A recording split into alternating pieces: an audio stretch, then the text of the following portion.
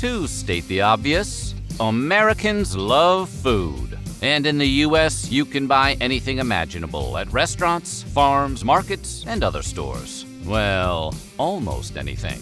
The U.S. Food and Drug Administration has banned many foods from being sold or eaten in the United States for various reasons. So, today we're going to take a look at some foreign foods that are not allowed in the USA. But before we get started, be sure to subscribe to the Weird History Food channel. After that, please leave a comment and let us know what other funky food topics you would like to hear about. Now, let's take an illicit trip on the wild side of food. Scotland is known for a number of wonderful things, like Scotch whiskey, bagpipes, and Sean Connery. But it's also known for eating haggis. Haggis?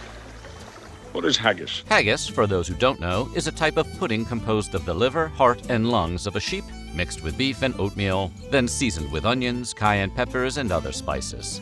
This mixture is then packed into a sheep's stomach and boiled. How revolting!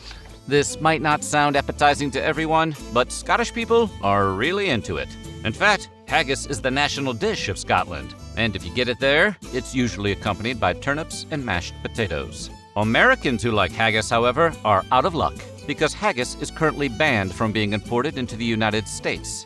The U.S. banned all foods that are made from animal lungs in 1971. Since then, Scotland has made several efforts to influence the U.S. into lifting the ban on haggis and changing federal food safety regulations, but they've come up short each time. Too bad Sean Connery isn't around to ask them. Sometimes the U.S. bans foods for health concerns about the dish itself, but there are other reasons John Q. Law might stop you from enjoying a particular meal. For example, to protect an endangered species. Such is the case with Beluga Caviar. Caviar is, of course, fish eggs. Beluga caviar comes from the beluga sturgeon, which is the largest of the sturgeons, weighing more than 2,000 pounds and measuring more than 15 feet long. It can take up to 25 years for the female beluga to mature and produce eggs. Beluga caviar varies in color from light to dark gray and is the largest grain caviar. Their pearls are the most delicate and have a mild, buttery flavor. In 2005, however, the United States banned beluga caviar from further import due to overfishing.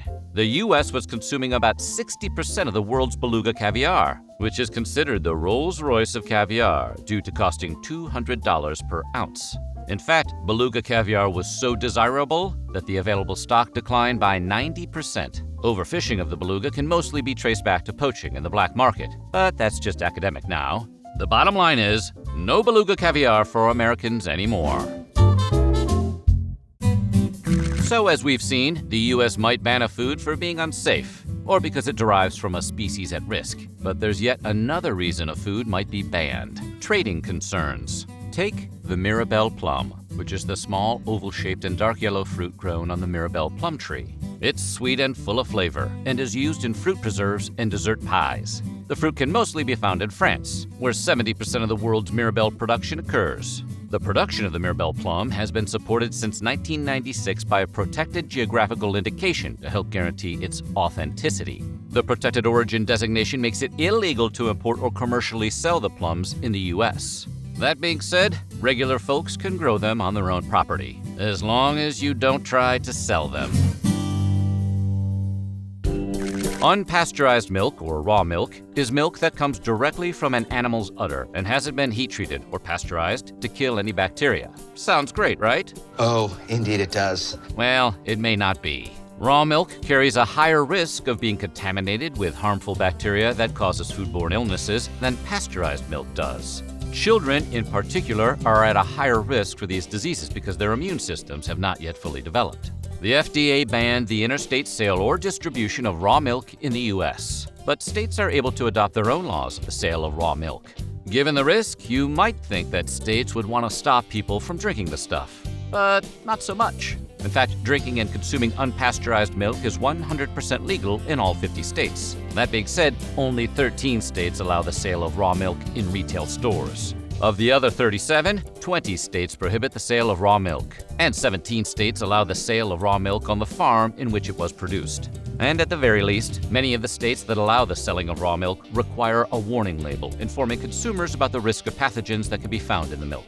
There is currently something of a movement in the United States to consume organic and locally grown foods. Some believe that raw milk is more nutritious and provides good bacteria for the body.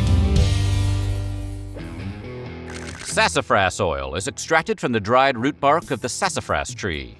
The tree, in case you want to go looking for one, stands anywhere from 20 to 40 feet tall, with slender branches and orange and brown colored bark. The leaves are oval and can grow to 3 to 7 inches long, and the flowers are small and of a greenish or yellow color. Historically speaking, sassafras has played a big role in various cultures around the world. For example, many Native American tribes use it for various medicinal purposes, including to help with acne, urinary disorders, and fevers. It can also be found in Chinese medications to help treat rheumatism and trauma.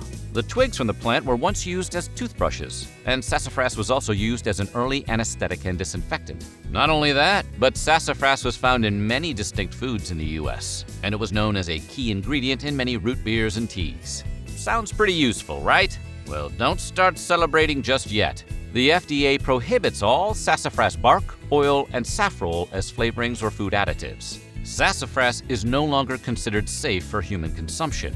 It was actually banned all the way back in 1979 after research linked it to cancer. Also, when too much sassafras oil is consumed, poisoning can possibly occur.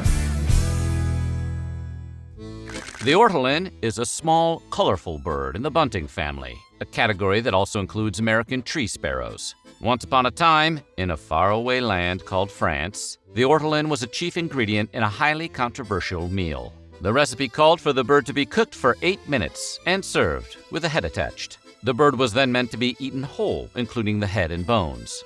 Due to its rarity, the killing and selling of the orderlin was banned in France in the 1990s. But that didn't stop poachers who continued to catch the small bunting and sell it to local restaurants. In fact, the law was so inconsequential that France's League for the Protection of Birds claimed that the orderlin population dropped 30% even after the ban was enacted. This forced the government to enact more stringent enforcement in 2007. But the killing of the rare bird is less controversial than the barbaric way in which it is killed. It starts with the birds being trapped during their migratory season and kept in covered cages. Since the orderlin eats more at night, covering the cages cruelly tricks them into gorging on grain, even to the point where their bodies double in size. This is a less gruesome variation on an alleged ancient practice in which the bird's eyes would be plucked out, fooling them into thinking it was night so that they would eat more. Either way, once the orderlins are fattened up, they're thrown, still alive mind you, into a vat of armagnac, which both drowns and marinates them. France now strictly enforces the ban on killing orderlins. In fact, the killing, cooking, or smuggling of the bird anywhere in the European Union or the United States is currently a crime. Kazumatzu, translated into English, means rotten cheese. And if that doesn't sound horrible enough to you already, then allow us to point out that it's also known as maggot cheese. Now you're probably thinking something like, okay, it has a disgusting name, but it's just a name, right? Well, this Sardinian cheese is typically soaked in brine, smoked, and then left to ripen in a cheese cellar. So far so good. But then cheesemakers set it outside, uncovered, allowing cheesing flies to lay eggs inside it. The eggs hatch into maggots, which start feeding on the cheese. The maggots produce enzymes that promote fermentation and cause fats within the cheese to decompose. The cheese becomes super soft and leaves a burn on the tongue when eaten. Local Sardinians say the cheese is only good when the maggots are still moving. If the maggots are dead, then the cheese has gone bad and is too toxic for consumption. Kazumatzu is not in compliance with European Union hygienic standards. Movies like 1975's Jaws make it seem like humans have a lot to fear from sharks. But in reality, the reverse is far more true. In fact, finning, the act of cutting off a shark's fin, is one of the greatest threats that sharks face. It's so dangerous because after a shark is finned, it's thrown back in the sea where it may drown, bleed to death, or be eaten by other animals. Unfortunately, for those who want to protect the sharks, there is still a large market for shark fins to make shark fin soup, which is a popular and luxurious Asian dish. Shark fins are very popular in Asia and can be found in food stores, pharmacies, and fishing villages. The demand for shark fins has led to sharks being targeted solely for their fins. But don't expect to try that soup in the US anytime soon. The practice of finning is illegal in the United States. Ackee appears to be a very delightful and delicious fruit, but appearances can be deceiving. For if the ackee is improperly eaten, it can cause vomiting or even lead to a coma or death.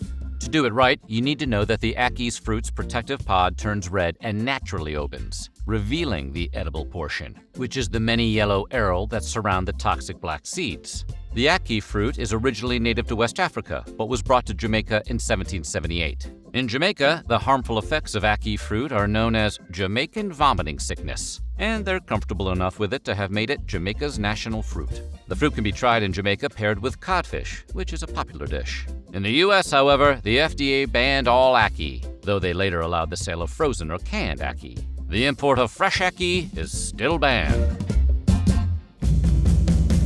The Kinder Surprise Egg is a hollow chocolate egg that holds a plastic capsule that contains a toy.